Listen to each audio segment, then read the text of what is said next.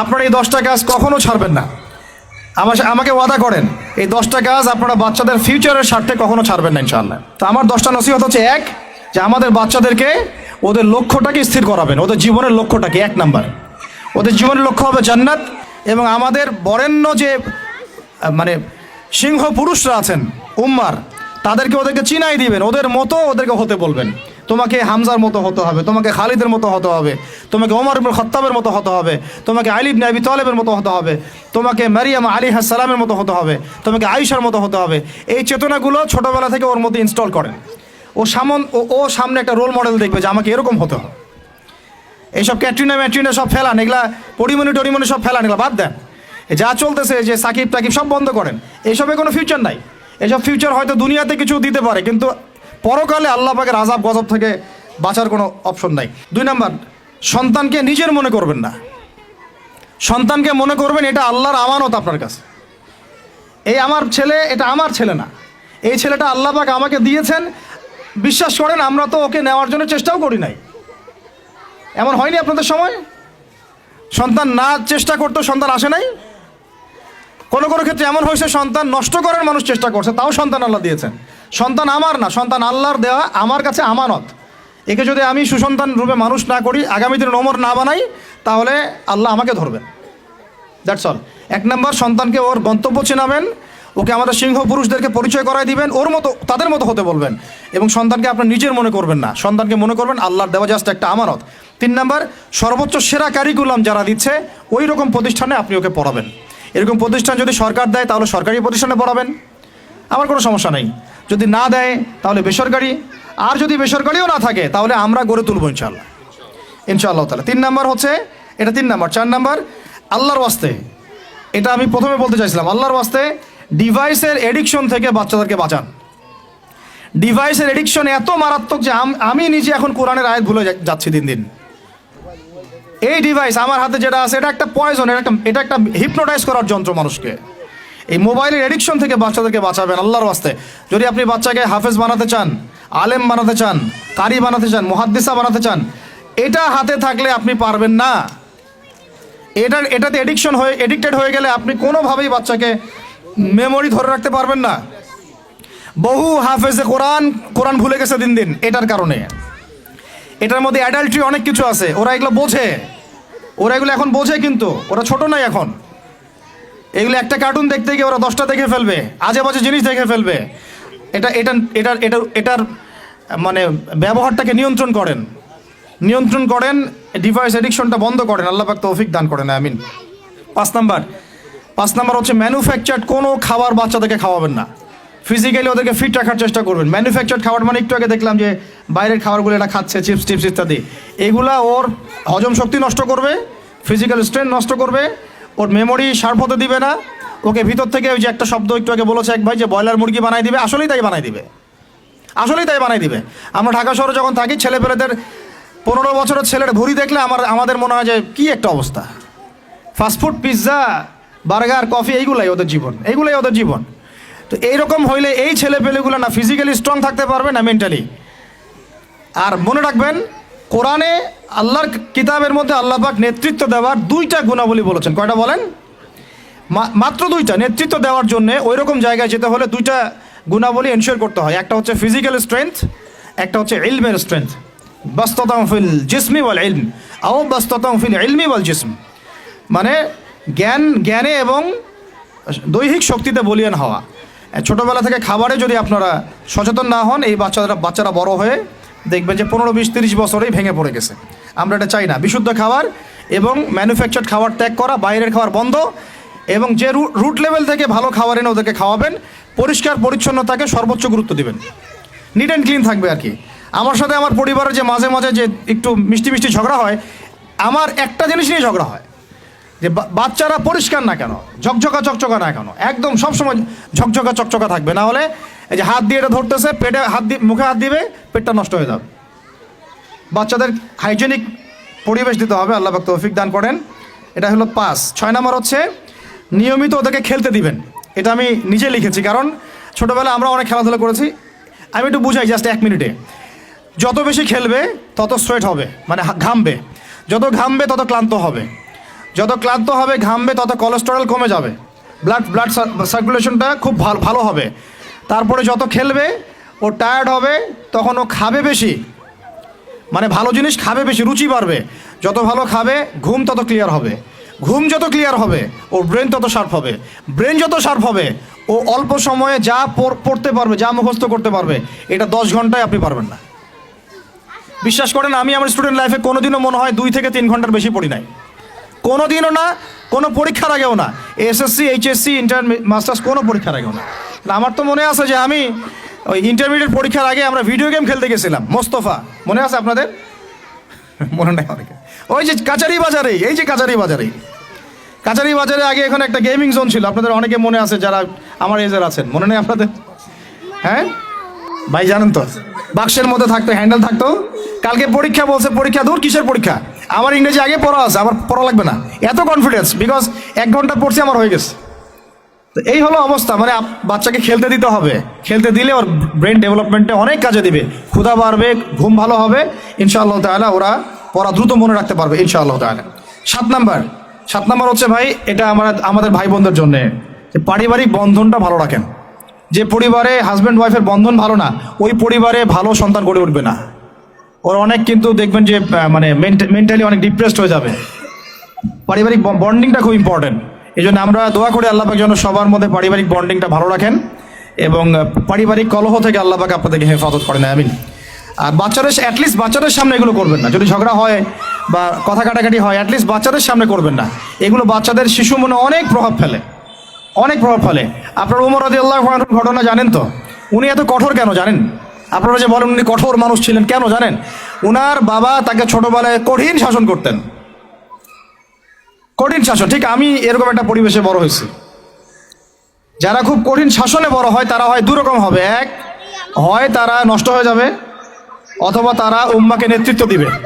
2টার একটা, হয় তারা খুব মানে মেন্টালি খুব ডিপ্রেসড হয়ে যাবে, অথবা দেখা যাবে যে তারা কঠোরতার কারণে ওরা দেখবেন ইনশাআল্লাহ ইসলামকে নেতৃত্ব দিচ্ছে বা আল্লাহর বিধানের উপর কঠোর হয়ে গেছে।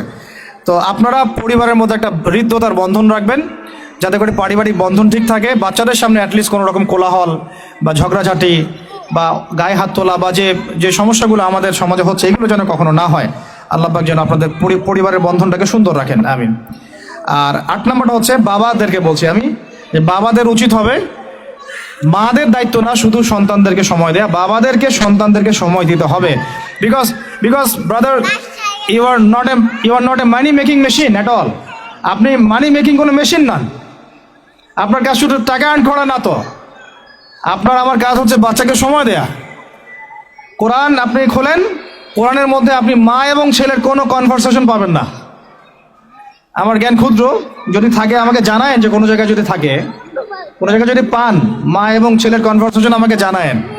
আমি কোথাও কোরআনে মা এবং ছেলের কোনো কনভারসেশন পাই নাই, মা এবং সন্তানের কোনো কনভারসেশন পাই নাই। আমি যদি ভুল হই বা আমার যদি জানা না থাকে, আপনি আমাকে জানাই দিন। আমি সব জায়গায় পাইছি বাবা ছেলে, বাবা ছেলে, বাবা ছেলে, বাবা এবং ছেলের কনভারসেশন। তার মানে কোরআন আমাদেরকে হেদায়েত দিচ্ছে যে বাবাদেরকে সময় দিতে হবে ছেলেদেরকে। ইউসুফ তার বাবার সাথে কথা বলছেন, ইউসুফের বাবা তার ছেলের সাথে কথা বলছেন, লুকমান আলাইহিস সালাম তার ছেলেকে নসিহত করছেন, ইব্রাহিম আলাইহিস সালাম তার ছেলেকে বলছেন আমি তোমাকে জবাই করার স্বপ্ন দেখেছি। মা ছেলের কনভারসেশন খুব পাওয়া যায় না। আমি জানি না, কোনো জায়গায় থাকতে পারে, থাকলে আমাকে জানায়েন, কিন্তু আমি পাইনি কখনো। তো বাবাদেরকে বলবো আপনি সন্তানকে সময় দেন, because you are not a money making machine at all. আপনি কোনো মানি মেকিং মেশিন নন। এটা হলো 8 দুটো বলে শেষ করতেছি। 9 নম্বর হচ্ছে সন্তানকে চাপ দিবেন না, চাপ দিয়ে ওকে জোর করে কোনো কাঠামো দেওয়ার চেষ্টা করবেন না, বরং আপনি খুঁজে বের করেন আপনার সন্তানের মধ্যে ইউনিক প্রতিভা কি আছে। এই মেয়েটার মধ্যে হয়তো একটা প্রতিভা আছে যেটা আমার মেয়ের মধ্যে নাই, এর মধ্যে একটা প্রতিভা আছে ইউনিক যেটা ওর মধ্যে নাই, ওই ছেলেটার মধ্যে একটা প্রতিভা আছে যেটা আবার এই মেয়ের মধ্যে নাই। আপনি কখনো কারোর সাথে কারো তুলনা করবেন না। তুমি মারিয়ামের মতো ফার্স্ট হতে পারো নাই কেন, তুমি ওই সুমাইয়ার মতো সেকেন্ড কেন হলো না, তুমি ওই আবদুল্লাহর মতো কেন ফার্স্ট হলো না, কখনো এরকম তুলনা করবেন না। এগুলো করলে ছেলেরা ভিতর থেকে, মেয়েরা ভিতর থেকে খুব ডিপ্রেসড হয়ে যায়, আত্মবিশ্বাস হারায় ফেলে। ওরা মানে মনে করে হয়তো আমার দ্বারা কিছু হবে না। বরং আপনি আরো উৎসাহিত করবেন, কোনো সমস্যা নেই বাবা, কোনো সমস্যা নেই আম্মু, এবার বড় নেই, পরে এবার হবে ইনশাল্লাহ। বরং তাদেরকে সময় দিবেন এবং খুঁজে বের করবেন যে কোন প্রতিভা আপনার মেয়ের মধ্যে, আপনার ছেলের মধ্যে আছে। কেউ দেখবেন খুব ভালো লিখতে পারে, কেউ ভালো আবৃত্তি করতে পারে, কেউ ভালো নেতৃত্ব দিতে পারে, কেউ ভালো দেখবেন যে মাশাআল্লাহ মুখস্থ করতে পারে। প্রতিভা বিচক্ষণতার সাথে ফাইন্ড আউট করতে হবে। এটা আমার কাজ বাবা হিসাবে, আপনার কাজ মা হিসাবে। আল্লাহ পাক আমাদেরকে এটা করার তৌফিক দান করেন, আমি জোর করে চাপায় দেওয়া যাবে না। আর একটা নসিহত শেষ, সেটা হলো আমরা তো 5 ওয়াক্ত নামাজ পড়বই, বাচ্চাদেরকে তো ইসলামিক পরিবেশ দিবই। আমাদের তাহাজ্জুদের ওয়াক্তে 2 রাকাত নামাজ পড়াটাকে আপনার উপর ফরজ করে নেন। তাহাজ্জুদের ওয়াক্তে অন্তত 2 রাকাত নামাজ পড়াকে আপনার আমার উপর ফরজ করে নেন, যদিও এটা ফরজ না, ফরজ করে নেন। কারণ ওই সময়ে দোয়া যেগুলো করা হয় আল্লাহর কাছে একদম সরাসরি কবুল হয়। আপনাদেরকে আমি একজন মনীষীর কথা খালি বলবো, ইমাম বুখারী রাহিমাহুল্লাহ, নাম শুনেছেন আপনারা? তার কিতাব কিয়ামত পর্যন্ত ইনশাল্লাহ পড়ানো হবে। ওইটা না পড়ে কেউ আলেম হয় না, তাই না বিষয়টা? তিনি যে একসময় অন্ধ ছিলেন আপনারা কি জানেন? তিনি যে একসময় চোখে দেখতে পারতেন না, আপনারা কয়জন জানেন? তার মা তাহাজ্জুদের ওয়াক্তে আল্লাহর কাছে কান্না করতে করতে করতে করতে, আল্লাহ আমার ছেলের চোখটা ভালো করে দাও, আল্লাহ আমার ছেলের দৃষ্টিশক্তি ফিরায় দাও, আল্লাহ আমার ছেলের দৃষ্টিশক্তি ফিরায় দাও। মায়ের এই দোয়া আল্লাহ পাকের আরশ পর্যন্ত পৌঁছে যায় অলৌকিকভাবে, মিরাকুলাসলি। ইমাম বুখারী রাহিমাহুল্লাহ সকালবেলা উঠে চোখে দেখা শুরু করেছে। আজকে ইমাম বুখারী কি এবং তার কিতাবের মূল্য কি, তার মর্যাদা কোথায়, তার কিতাব না পড়লে আমাদের মধ্যে কোনো মানুষ আলেম হতে পারবে না, এটা আমরা এখন স্বতঃস্বীকৃত। কিভাবে হয়েছে ভাই বোনেরা? দোয়ার মাধ্যমে। প্রচুর দোয়া করতে হবে সন্তানদের জন্য। আমি যতবার বাইতুল্লাহ যতবারই জিয়ারত করেছি, তাওয়াফ করেছি, প্রত্যেক তাওয়াফে আমি সবসময় দোয়া করি আমার ছেলে মেয়েদের জন্য। আল্লাহ আমার ছেলে ওসমানকে ওসমান রাদিয়াল্লাহু আনহুর মতো বানাও, শর্টকাট দোয়া আর কি। আমার ছেলে মেয়ে মারিয়ামকে মারিয়াম আলাইহিস সালামের মতো বানায় দাও। আল্লাহ আমার মেয়ে আয়েশাকে আয়েশা রাদিয়াল্লাহু আনহার মতো বানায় দাও। আল্লাহ আমার ছেলে ওমরকে ওমর ইবনে খাত্তাবের মতো বানায় দাও। আপনারা এভাবে দোয়া করতে থাকুন। দোয়া কবুলের সময়গুলো খুঁজে খুঁজে বের করে দোয়া করতে থাকতে হবে ইনশাআল্লাহ। বাবা মার দোয়া আল্লাহ পাক ফেলবেন না ইনশাআল্লাহ। আল্লাহ পাক আমাদেরকে এই বিষয়গুলো আমল করার তৌফিক দান করেন। আর সব সময় ছেলে মেয়েদেরকে আত্মবিশ্বাস দিবেন। যত তাদেরকে কনফিডেন্স দিবেন, ওরা আরো ভালো করবে। যত ধমক দিবেন, এই তুই পারিস না, তোর দ্বারা হয় না, তুই কি করস, ইত্যাদি ইত্যাদি, তত দেখবেন ও আর পারতেছে না। আমি বেসিক্যালি ছোট থেকে যে বড় হয়েছি, এই জিনিসটার অনেক ঘাটতিতে বড় হয়েছে। কনফিডেন্স না দেয়া। তবে সবাই সব কিছু হয় না, কিছু ব্যতিক্রম বিষয় থাকে।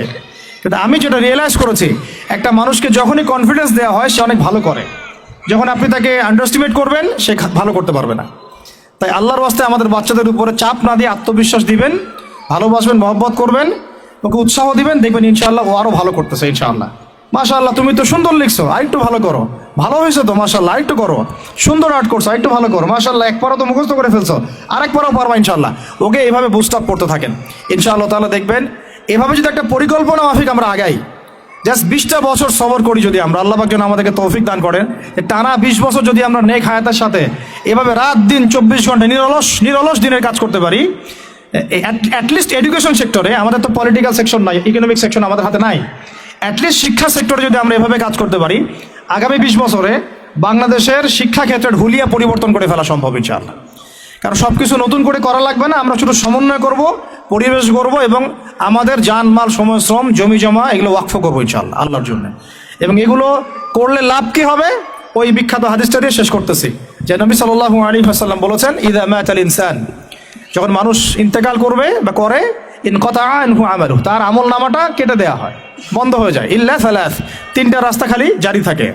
1 নম্বরই হচ্ছে সাদাকায়ে জারিয়া, মানে এমন সাদাকা, এমন কন্ট্রিবিউশন যেটা আমার ইন্তেকাল, আপনার ইন্তেকালের পরেও একেবারে চলতে থাকবে, লং টাইম সাস্টেন করতে থাকবে, এটা একটা। 2 নম্বর ওয়ালাদুন সালেহ, আমার নেককার সন্তান বা আপনার নেককার সন্তান, যে আপনার আমার জন্য কালকে আমাদের মানে পরকালে বারজাখের জীবনে আমরা যখন থাকবো তখন তারা দোয়া করতে থাকবে।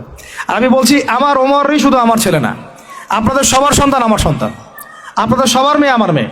আমি এভাবে কখনো চিন্তা করি না যে প্রতিষ্ঠানগুলো আমরা করতেছি বা যে প্রজেক্টগুলো আমরা নিচ্ছি হাতে, এগুলো শুধু আমার ছেলের জন্য, আমার মেয়ের জন্য, কোশ্চিন কালেও না। এদেশের প্রত্যেকটা শিশু আমার শিশু, আমার ছেলে আমার মেয়ে। এদেশের প্রত্যেকটা বোন আমার বোন, এদেশের প্রত্যেক ভাই আমার ভাই। ওইভাবে চিন্তা করে আমাদেরকে না গেলে আমরা জাতিগত পরিবর্তন আনতে পারবো না। তখন আমরা স্বার্থপর হয়ে যাবো, আমার ছেলে বাঁচলেই হলো, আমার মেয়ে বাঁচলেই হলো। তখন হবে কি, আমার ছেলে আদতে বাঁচতে পারবে না, আমার মেয়েও বাঁচতে পারবে না, কারণ ফিতনা যখন সব জায়গায় ছড়ায় পড়বে, আমার ঘরেও তো ঢুকবেই, স্বাভাবিক।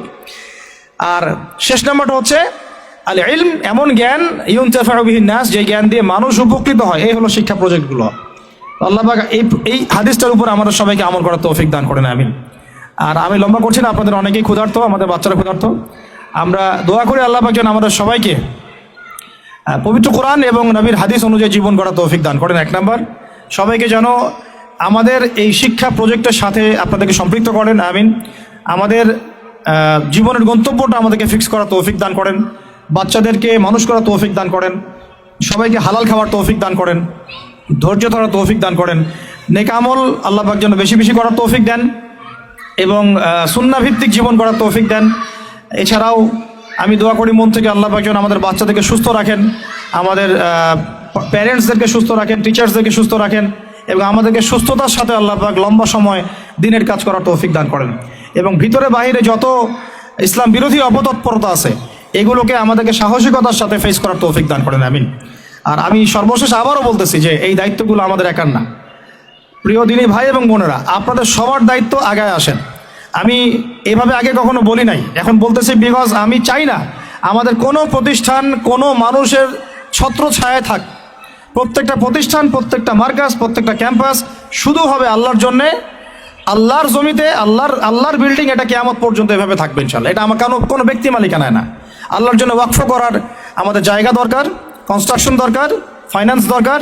ইনশাআল্লাহ তাআলা আল্লাহ পাক আমাদেরকে যে নিয়ামতগুলো দিয়েছেন এগুলো যদি আমরা সবার সামনে মানে সুষ্ঠুভাবে উপস্থাপন করতে পারি, আমি আশা করি সারা দেশ বিদেশের অনেক মানুষ আগে আসবে ইনশাআল্লাহ তাআলা। আল্লাহ পাক আমাদেরকে প্রত্যেকটা বিভাগীয় শহরে এরকম প্লে থেকে নিয়ে মাস্টার্স পর্যন্ত, দ্যাট মিনস নুরানি থেকে নিয়ে ইফতা পর্যন্ত এইরকম একটা ক্লাসিক্যাল প্রতিষ্ঠানগুলো, মার্কাজগুলো গড়ে তোলা তৌফিক দান করেন, আমিন। আমি আজকের মতো এখানে শেষ করছি। আকুলু কওলি হাযা আস্তাগফিরুল্লাহ লি ওয়া লাকুম ওয়া লিসাইরিল মুসলিমিন। বারাকাল্লাহু লানা ওয়া লাকুম বিল আয়াতিল হাকীম। ইন্নাহু তাআলা জাওয়াদুন কারীম ওয়া রাউফুর রহিম।